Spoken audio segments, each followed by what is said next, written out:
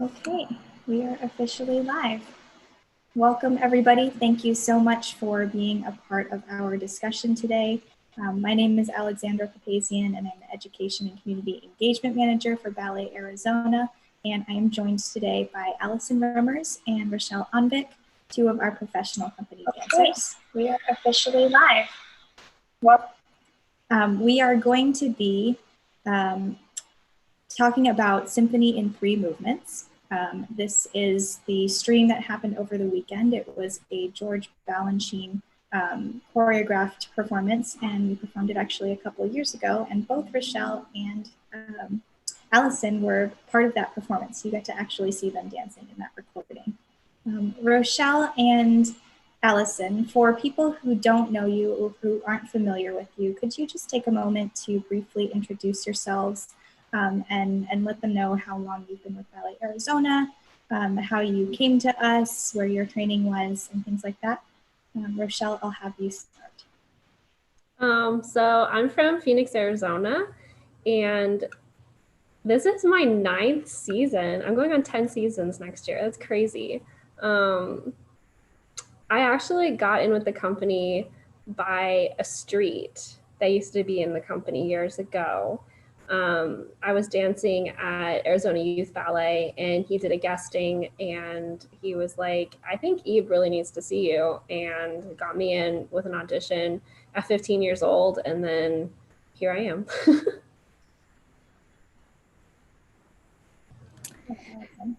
Okay, hi, I'm Alison Remmers. I grew up just outside of Boston, Massachusetts. I trained at Walnut Hill School for the Arts and then went to Seattle and trained with their professional division program at PNB, Pacific Northwest Ballet. And then from there, I did auditions. I flew out to Arizona. I was here for less than 24 hours and auditioned. And then I got a call that I was offered a position. And this is my 6th season. So next year will be number 7, which is crazy. I feel like I just moved here. Well, we are so fortunate to have you both in our company. You two are beautiful dancers, and you're beautiful additions to our company culture here. And so, just as a reminder to everyone watching, please, if you have something to comment on, or if you'd like to ask either of our dancers a question, you can use the live chat feature. I am monitoring the chat stream so that we can answer questions live. But for now, we'll just get going on a little bit of a discussion of our own. As I mentioned before, everyone was able to watch Symphony in 3 movements this weekend, which is a very interesting Balanchine piece. It has a lot of layers of complexity to it that make it a little bit more, I don't want to say a challenge, but make it, there's a little bit more involvement in being an audience member to that piece. And so I guess my first question is to both of you, what is it like to be a dancer in that particular piece of his? It's very difficult ballet. And it's not necessarily the most difficult technique wise. It is very difficult, but it is very hard to count the music. Even I watched the stream this weekend and I was like counting in my head while I was watching it. You kind of can't do it without counting. I mean, it's pretty hard, that particular ballet. I feel like Balanchine is very musical with his choreography, but that one, in order to be together, you just have to like count. I did both. When we started, I did the 16 girls in white at the beginning, and that one is very, you can't lose your count. And then when we brought it back, I did the 5 couples in black, and it's just the same. It's just you have to learn all new counts. So, yeah. Yeah, I remember when we were rehearsing it, they had me do 5 couples and 3 couples at the same time so that like more dancers could have opportunities. And I remember the finale, we all do the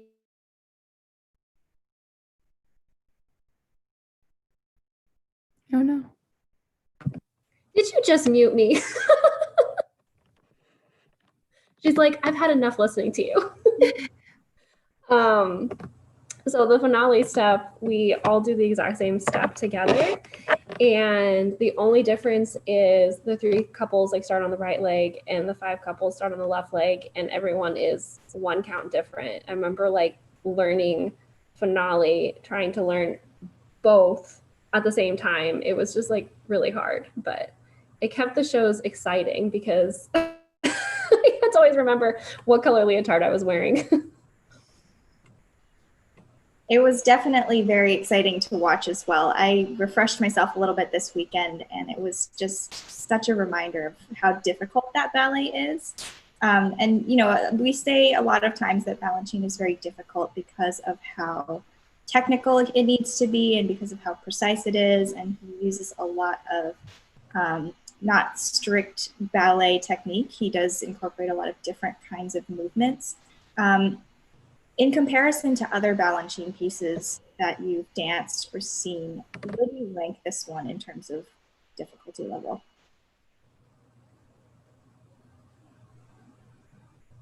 I like this one because it's very neoclassical. I'm not a huge fan of his more classical works, mainly because they're really hard. I mean, all of Balanchine pieces are hard, but the classical ones are like a killer. But I really like his neoclassical ones because the like shapes and formations he makes are just so clever, and dancing that is like, wow.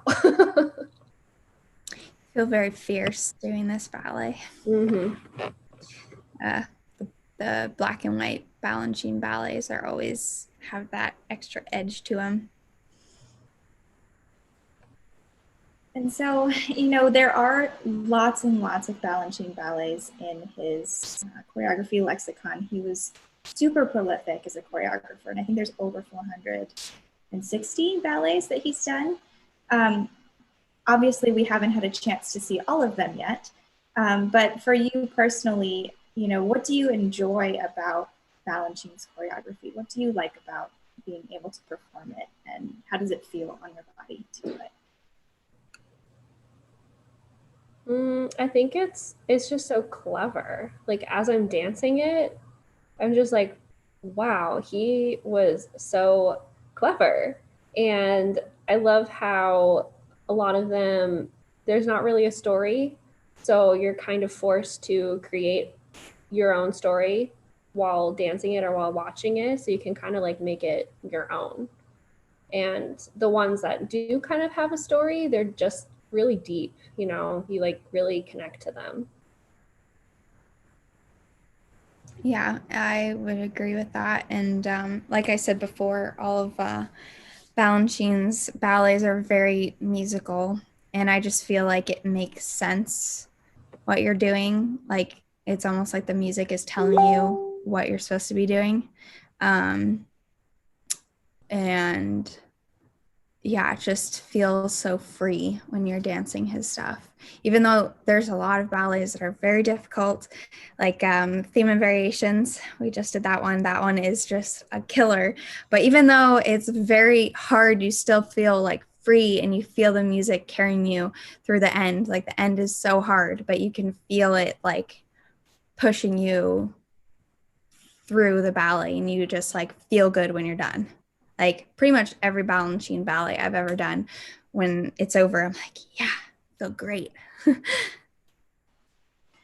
And so that's a really interesting perspective, because people know that Balanchine was known as a dancer's choreographer, but I don't really think that they understand really what that means unless you are a dancer. So thank you for explaining it so eloquently as to, you know, why people say that about him. We have a couple comments. I just want to read them out. Don Middleton says, this piece puts the dancers in many innovative poses. Arm position is very important. The core of 16 women do this extremely well. So it is more than just counts. Oh, there's more counts than the music that keeps you together. Yes, Don, that is exactly correct. And that segues beautifully to my next question. Obviously, counting is a huge part of being in a corps de ballet and also being in choreography. But how do you stay together? How do you dance as more than just yourself when you're dancing with so many other people on stage, and especially in Symphony and 3 movements where there's so many formations and they're changing constantly. It was quite interesting to watch. So how do you guys accomplish that? It's really, keeping your eye on everyone at all times and doing it discreetly. So like you're, you're like that the whole time on stage, because if you need to be looking this way, but you're looking at the lady in front of you, you're kind of just like, so just watching the dancers like all the time. Well, I feel like also along with that, like, if you're driving a car and you can see the cars that are next to you, and then someone might be in your blind spot, you can't see them, but you can feel them there. I feel like that is a similar thing with dancing, especially in a core. There are people that you have to see to stay in line this way, but like directly in line, if that makes sense. But then you also feel everyone around you, and that's like a big thing about when you're on stage and in a core, you really feel each other. Sometimes you might want to feel like you're doing a solo to like project yourself, but you are doing it with a core, so you really have to feel everybody, and you feel everybody's energy, especially in this ballet. It like builds up a lot at the end with everybody doing the same thing, and you just feel everybody doing it together. And yeah, it's that, I feel like that's the best comparison as far as like core work. You just like feel people. Thank you. Another comment we have here is from Faisal. So you are not afraid of doing the classical ballets, Rochelle? What about watching them, or do you just get scared flashbacks when watching? Wait, so am I scared of doing classical? Are you scared of doing the classical Balanchine ballets, or do you just? Okay, I wouldn't say I'm scared of them. I just like, I don't enjoy them as much. I'm not like, ooh, I'm enjoying what I'm doing. I'm more like, oh my goodness. Like, it's gonna be okay. They're just like, they're so technical that you just have to be so clean that if there's like one little flub, you can just, yeah, it doesn't look good. And we have from Julie Van Camp. I wonder who from the Balanchine Trust set the work on the company. So did we actually work with a repetiteur for Symphony in 3, or was that an Ebe special where he got to set that one? Because I don't know if everyone watching knows, but Ebe Anderson is one of Balanchine's last prodigies, and he, as our artistic director, has the ability from the trust to set works on us. So did we work with someone outside, or was it Ebe? It was Ben. Yeah. Ben staged this one. He comes a lot. He just came for this last Balanchine as well. But yeah, he's incredible, especially when it comes to setting things. He is so clear. Everything has a count. Everything is exactly as it is meant to be. He's incredible. He's very difficult. He pushes us really hard, but yeah, especially for this ballet, it was like set very precisely. So for anyone who's interested in looking that up, it's Ben Hughes, spelled H-U-Y-S, so not Hughes as in H-U-G-E-S, G-H-E-S. But a little bit more about Ben, because he comes so often to work with us. I feel like he has a good sense of who the dancers are in our company and how to work best with you. Do you have any good, representative repetiteur stories from the rehearsal room that you'd like to share?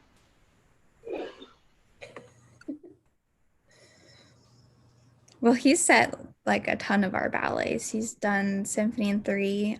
Before I came, I believe he did Western Symphony. Mm-hmm. He did Square Dance. That was a hard one. Oh, yeah. And you guys, we did a live of that recently, right? It was a couple weeks ago. Yeah, that was a really hard one. He pushed us very hard. The first time we ran through the whole second half was during studio spotlight, and I thought I was going to throw up.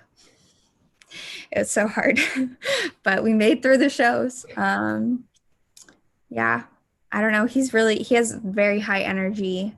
I feel like all the dancers really respect him. He clearly values his work and what he does, and it really makes us want to put in our best foot forward, even when we're exhausted. He comes in and he's warming up and stretching while we are still finishing up our class. He'll be watching us, and we can just feel he's like ready to work, and we're like, okay.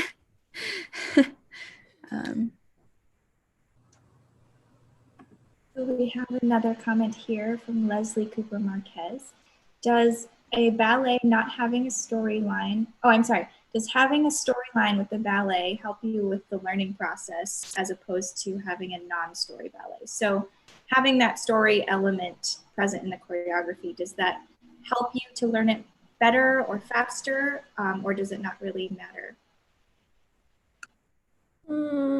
I would say it helps in the sense that when I'm dancing with a certain emotion, it helps to know what the background story is. So I know what emotion to portray right from the beginning. Where if it's a ballet without a story, you kind of are like wondering how you're supposed to be holding yourself. So I don't know. Choreography wise, no, but emotion, yeah.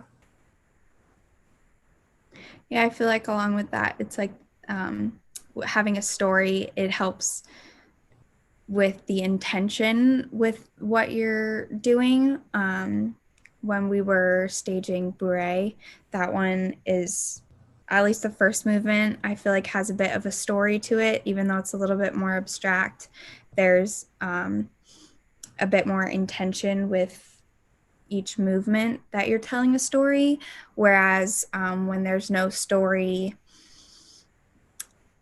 it's a little bit more loose. But I feel like as dancers, we learn steps with the music. So as long as there's music and we're learning the steps, we learn that muscle memory and our brains register. Like, I don't know, I think just because when you train at a young age, you're starting class, you learn a combination, you do it with music.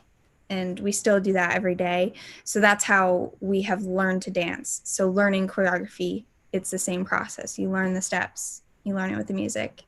And whether or not there's a story, I think like what Rochelle was saying, like the emotion and the intention kind of is a little bit more clear with the story, but learning wise, it's especially with Balanchine, because his story ballets tend to be shorter.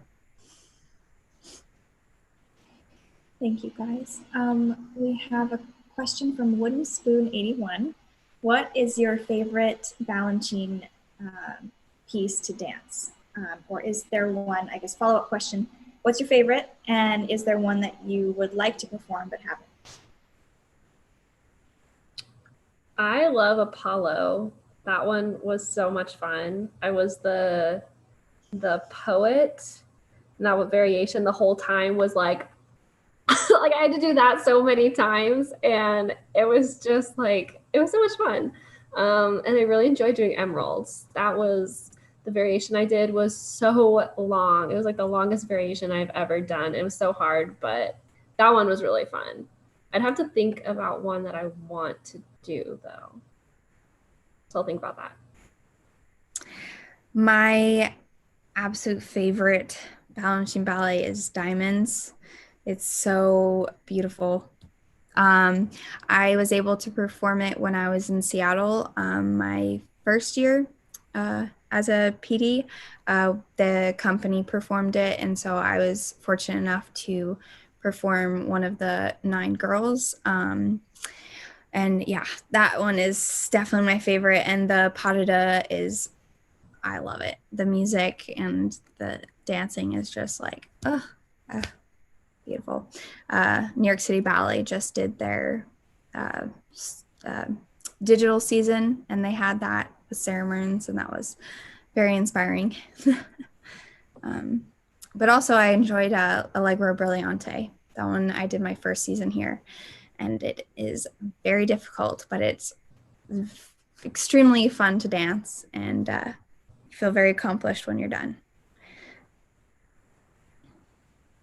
Balanchine, there's lots of quotes and things in readings about him where he just is always saying, you know, I'm trying to push my dancers, trying to make them more, and it's very evident from the choreography and from what you see when you watch a Balanchine piece that that's exactly what he's doing, and he's doing it in a way that's achievable and manageable, and not in a way that's just throwing you in the water and letting you go.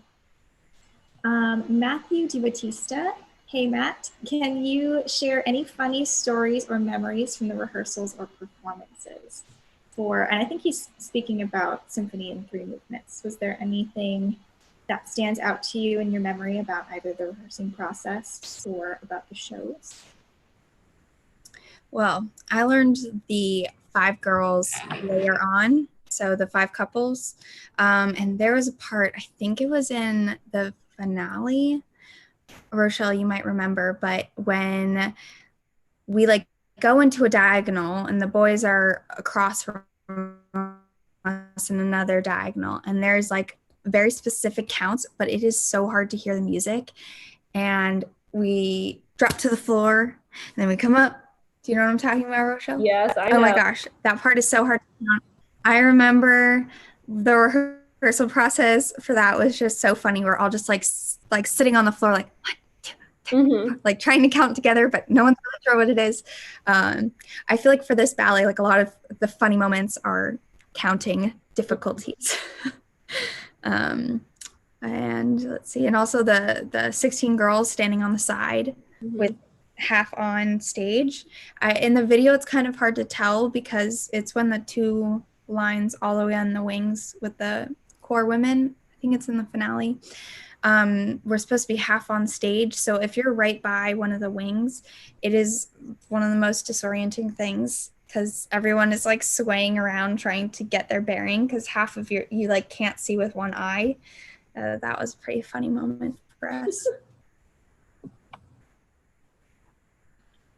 It's really crazy to sort of hear some of the things that you guys deal with on stage because, you know, your whole job is to make us unaware of those things, and you do such a great job that sometimes I think, you know, it's a great opportunity for people who aren't dancing to understand what's actually happening. And, you know, if you ever get a chance to be backstage, you know, if you stand in the wings, you can hear people telling people directions, you can hear people counting on stage, you can see people making like eyes at people. It's really funny. Hearing on the side is like a big thing for us too. You'll hear everybody like kissing on stage or just right, almost there, almost done. Let me see. Well, if you guys have any more questions or comments, please type them into the chat. We have about 5 minutes left of our stream. As far as looking future forward, I know we're not able to finish our season this year, and we're still in discussions about what's going to happen next season. But as far as the works that we had planned, we had started rehearsing for Beret Fantasque and also for Slaughter on 10th Avenue. What were your experiences with those pieces from the rehearsal process? What can people look forward to about those ballets? They are very different ballets. Slaughter especially, it was very fun to learn because it's just unlike anything I've done personally. I kind of felt like I was dancing in a musical because we had character shoes on and we were just like jazzing it up, and it was like so fun to just portray this, you know, different character that's, I don't know, unlike any other ballet that I've done. And Beret is a very fun one. It's difficult, but yeah, that one's crazy because the end has 42 dancers on stage. So rehearsing that was pretty wild. Yeah. Well, I think that is all that we have today. Thank you so much, Rochelle, and thank you so much, Alison, for being with us and sharing some of your insights and experiences. Thank you, everyone who's been watching today, for joining us to talk about ballet and to talk about art and life. And we are so excited to be able to share, hopefully next season with you. We all have high hopes. But if you are moved to make a donation, you can always go to our website at www.balletaz.org. You can also find more information about what's happening with the ballet, about classes and our season on that website as well. But we hope to see you soon. Please stay in touch with us on social media. Please stay in touch with us. If you want to shoot us an email at questions@balletaz.org, you can say hi and just let us know how you're doing. But we will sign off and we'll see you soon. Thank you so much. Bye. Bye.